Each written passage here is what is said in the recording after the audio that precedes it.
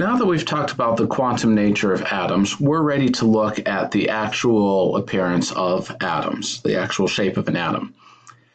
Now, when you look at an electron, the location and state of the electron are determined by a variety of quantum numbers that determine the electron's quantum state.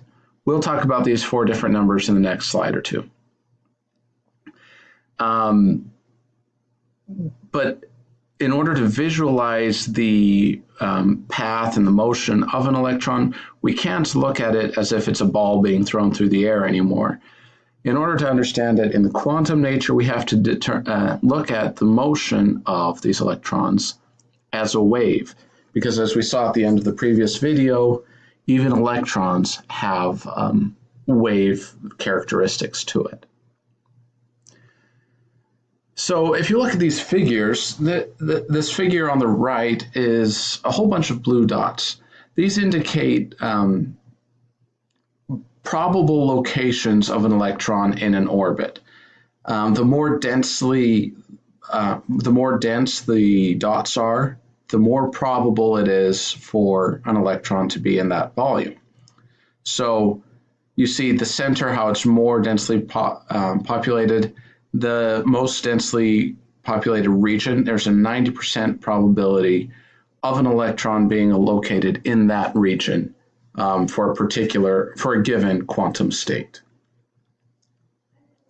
Now, the 4 different quantum states that an electron can be in are the quantum number, the angular momentum quantum number, the magnetic quantum number, and the spin. Now, the first one, the principal quantum number, talks about the energy level. We've learned this from the Bohr model of the atom, which we discussed in the previous video. Now, the second one is the angular momentum, the quantum number describing angular momentum. In other words, spatial distribution. What's the shape of the region where the electron could be? In the previous slide, we saw that it's a sphere, but this shape can change based on the angular momentum of the electron. Now, the different types of angular momentum, we label these with the letters S, P, D, F, G, and H, and so on.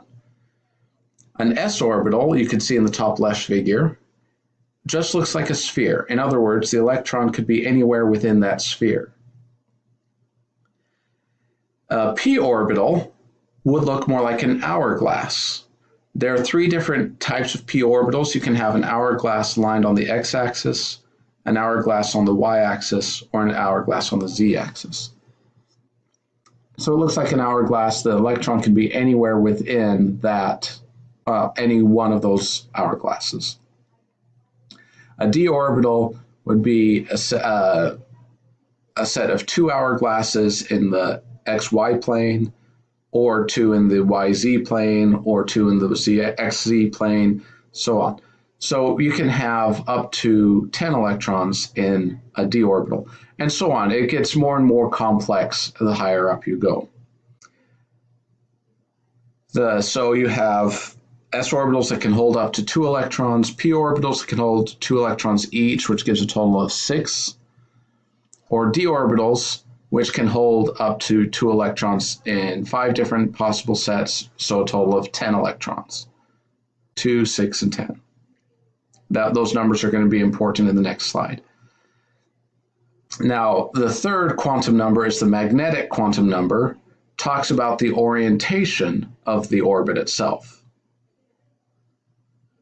Then the fourth number is the spin, the electron spin. That's talking about, well, is it moving clockwise or counterclockwise?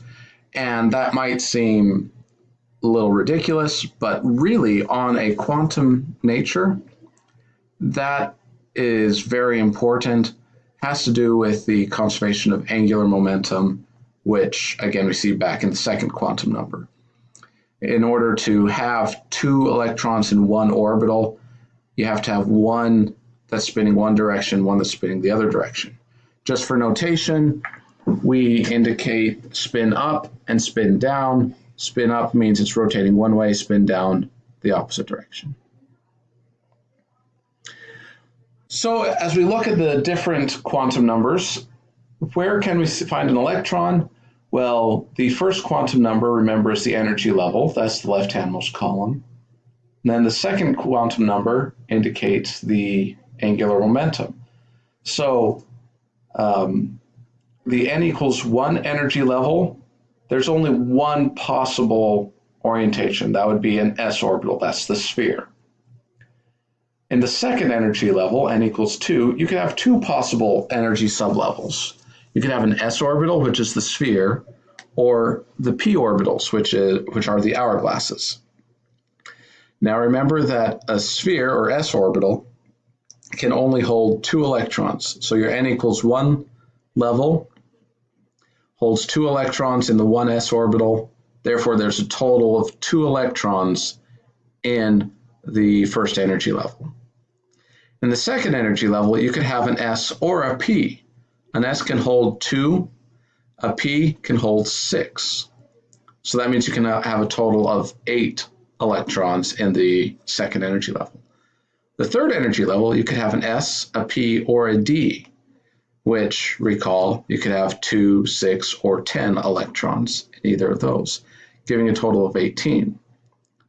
The fourth energy level, you could have s, p, d, or f, which would be 2, 6, 10, 14, a total of 32 electrons in the fourth energy level.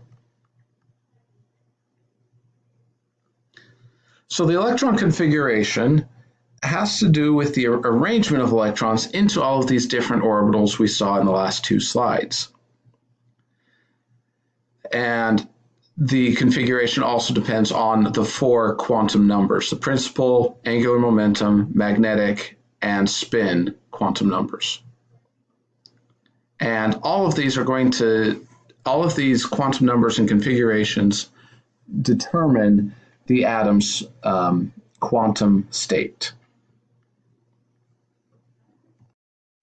So why is all this important?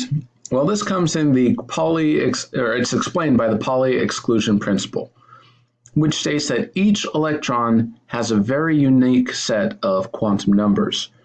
You can have a very large atom with 50 or 70 electrons in it.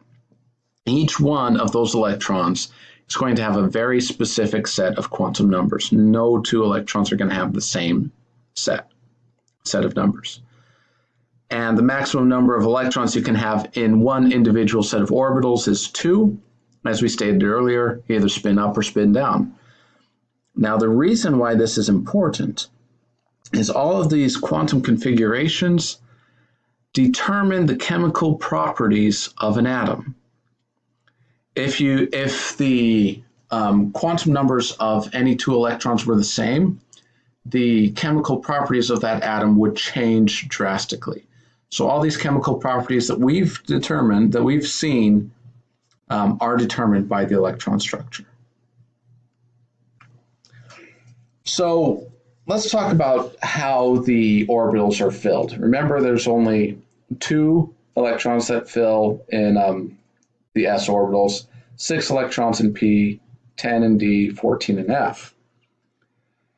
Now, electrons will always fill the lowest energy state possible first. Now, this doesn't mean just 1s, 2s, 2p, 3s, 3p, 3d, 4s, 4p, 4. It's not an order actually.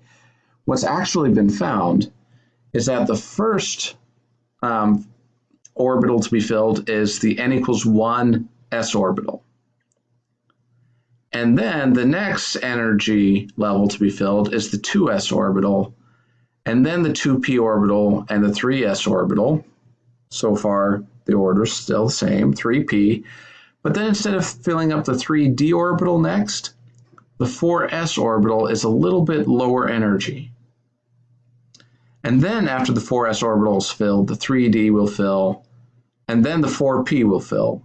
And then you go to 5s, 4d, 5p, 6s, 4f, 5d, 6p, 7s, 5f, 6d, 7p, 6f, 7d, and so on. That's the order, and this little graphic is pretty helpful to determine that order. So let's do a quick example. You have strontium, which is 38 electrons. So the very first 2 electrons are going to be in the 1s orbital. And then the next 2 electrons are going to fill the 2s orbital. And then you're going to have another 6 that fill the 2p orbital. And that's going to be a total of 2 and 8. That's 10 so far. And then we're going to fill the 3s orbital. And then we're going to do the 3p orbital. That gives us another 8 or 18. And then after the 3p orbital, we fill the 4s orbital next. And then we finally fill the 3d, so that's another 10, giving us a total of 18 here, or 28 electrons. We still have another 10. 2 are already in the 4s. Let's do another 6 in the 4p. So we need 10 more. That's 8. So we only have 2 electrons left. That's 36 electrons. So we have a total of 38. And these are the orbitals that are then filled. Now the way we write that then is we write the first one that's filled is the 1s. And there are 2 electrons in the 1s orbital. The second one to be filled is the 2s orbital, 2 electrons there. And the 2p orbital, 6 electrons. And you just follow the pattern that's indicated in this figure until you have 38 electrons accounted for, which is what we just did. So let's do one more example of tin. Tin has an element number 50, so that means that there are going to be 50 electrons. So let's do this in order. We have a 1s orbital, that's the first one that's going to be filled. And you can have 2 electrons there, which gives us a total of 2 electrons. The next orbital that we see to be filled is the 2s. We can get another 2, so that's a total of 4. 2p is going to be next. You can get another 6, gives us a total of 10. 3s, you can get another 2, gives us 12. The next one will be 3p. You can get 6 in there, which gives us a total of 18. 4s is going to give us another 2, gives us 20. The next one will be 3d. Now a d orbital can hold 10, so that puts us up to 30. And then you have a 4p orbital that holds 6, 36. 5s orbital will hold another 2, puts us up to 38. After the 5s, we jump back to the 4d orbital. So that's 10, puts us up to 48. Now remember, we're going up to 50, which means we only have 2 electrons left. So the one that comes after 4d is 5p. 5p can hold 6, but we only have 2 electrons left. Therefore, it only holds 2, and we've counted for all 50 electrons. So that is the electron configuration for a neutrally charged tin atom.